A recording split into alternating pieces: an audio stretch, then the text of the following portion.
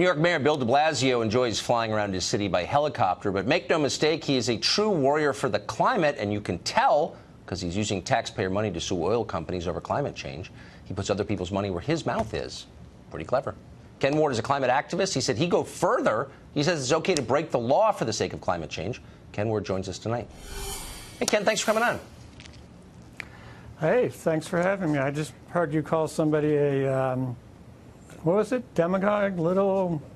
That was then, this is now, Ken. Totally different segment, different guest. I'm glad to see you Sitting here. here wondering what I got myself into, but thanks for having me. Come on. No. I don't do that unless incited. But let me ask you this, and I'm not going to call you that or hopefully anyone else that ever again. I hope I won't have to. But why can the mayor of New York call himself a warrior against climate change if he uses a helicopter to get around a city when he could take public transportation? Oh, we get those kinds of questions all the time, and I can't speak for the mayor of New York, of course.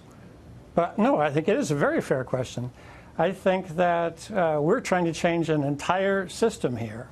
Partly you can do that by your own behaviors, right? And I think that's exemplary. And so, yeah, I would think that anybody who's concerned about climate change ought to be very concerned about their own, carbon impact.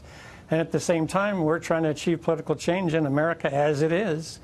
And it's very hard to do that without, burning some fossil fuels. Sure. I understand that. And I mean, there are practical limits to people's ability to live out their beliefs. But I do think it calls into question the sincerity of a person who's framing the debate in moral terms if he falls so far short. In other words, if I'm a spokesman for PETA, but I, operate a slaughterhouse on the side, I'm less believable. Does that make sense? It totally does. I don't think climate change is being framed entirely in moral terms. It's being put in practical, pragmatic terms. We're facing the cataclysmic climate change that has moral implications, but it's got, practical living implications. Right. So, So how is it that in pursuit of living out your opinions on climate change, you believe you ought to be allowed to violate the law? I'm not sure I'd say I want to be allowed to violate the law. What I believe is that in taking the actions such as we recently did, when we face charges and when we go to court, it is appropriate for us to be able to explain to the jury why we did, what we did. And to be able to call some expert witnesses that would testify to the facts as we understand them. That's it. But that's not. But that's not really an act of conscience, then. I mean, typically when people protest what they think is an unjust system and are punished for it, they say part of the action, part of the reason it's a noble action, is because they accept the consequences and say, yes, I know it's against the law, I did it anyway. Why don't you do that? Yeah. No, I'm not trying to get off here. Certainly, anybody who engages in direct action, if you're going to stand there and get arrested, is with the expectation that you may well be punished for it. I mean, in the action that I did after 2 trials, I was convicted of burglary. I'm not protesting burglary. I've had my house broken into. I think burglary laws are good. All I'm saying is I'd like to be able to explain to the jury why I did what I did, and call some experts, and then it's up to them.